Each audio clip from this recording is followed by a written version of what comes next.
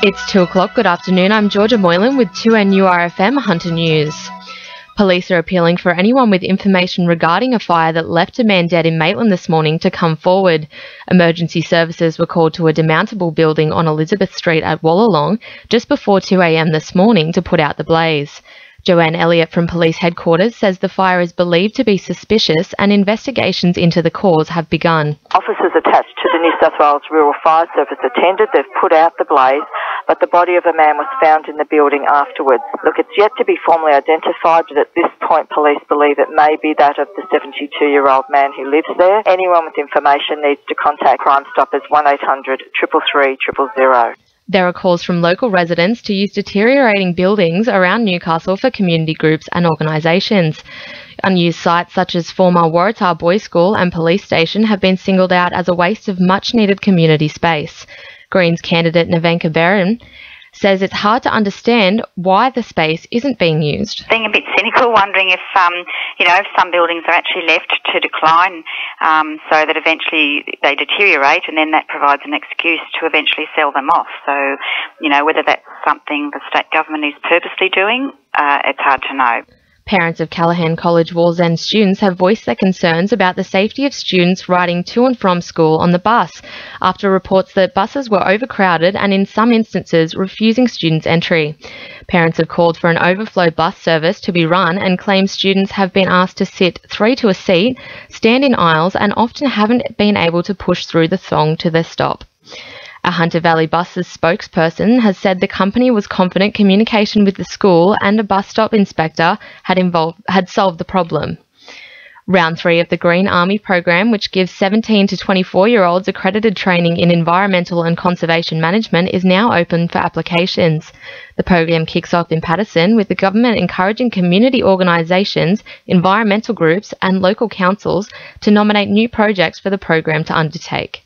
Paterson MP Bob Baldwin is encouraging people to jump online and apply. The applications will close on the 17th of March. Where they apply is online through environment.gov.au. Just search the word Green Army application, they can submit those. I am keen to see more Green Army work done in my area because my area benefits and the young people in my area benefit. Caves Beach remains closed this afternoon as dangerous surf pumps out hazardous conditions along the coastline. Beachgoers are being advised to avoid the area as lifeguards continue to monitor the swell. However, Blacksmiths, Catherine Hill Bay and Redhead beaches will stay open.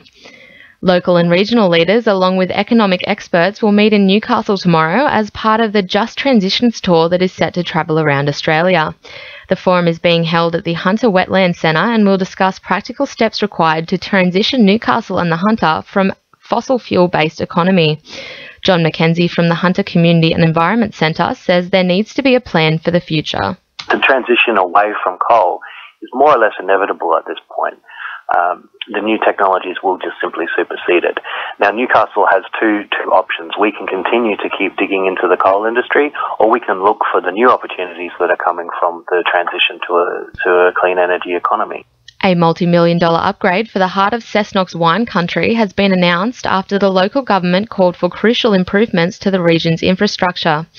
Gareth Curtis, acting manager of Cessnock City Council, says the legacy impacts of mining have long affected the region, and it's reassuring to know the funding will create significant economic diversity and much-needed jobs. Roads are one of the biggest priorities for Cessnock. Consistently, our community is telling us that roads are a priority, and so we've been funding upgrades and to ensure that we're meeting those community expectations. And the side benefit of that is not only better infrastructure for our residents, but increased access for tourists. So with that infrastructure, what a great opportunity it is for Cessnock and Singleton.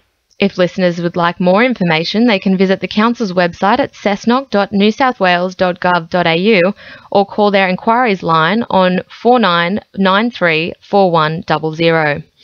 And a last-minute reminder to Ward 3 residents in Newcastle, it's time to cast your vote at the polls in tomorrow's council by-election.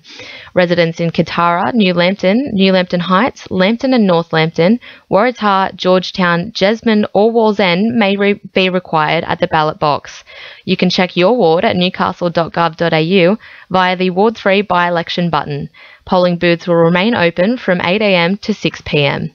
In finance, the All Ords is down 31.2 points at 58.38, and $1 Australian dollar is buying 78.08 US cents.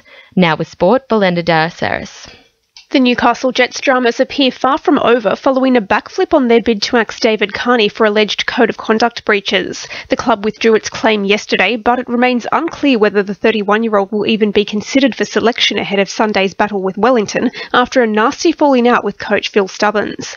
Meanwhile, Joel Griffiths is cleared to begin fielding offers from rival outfits after inking a mutual termination agreement with the club yesterday. Pro cricketer Michael Hogan has passed the legendary Robert Dutchy Holland to become Newcastle's leading wicket-taker in first-class matches. The 33-year-old claimed 3 for 28 during WA's agonising 3-run loss to South Australia in the Sheffield Shield to take his career-long 4-day match tally to 317 scalps. And Stockton's under-23 men's surfboat crew will be looking to back up their success at the Hunter Branch Championships as the action heats up on day 1 of the Australian Open in Shell Harbour. That's sport. I'm Belinda Dallas Harris. 2NURFM news time is 2:06.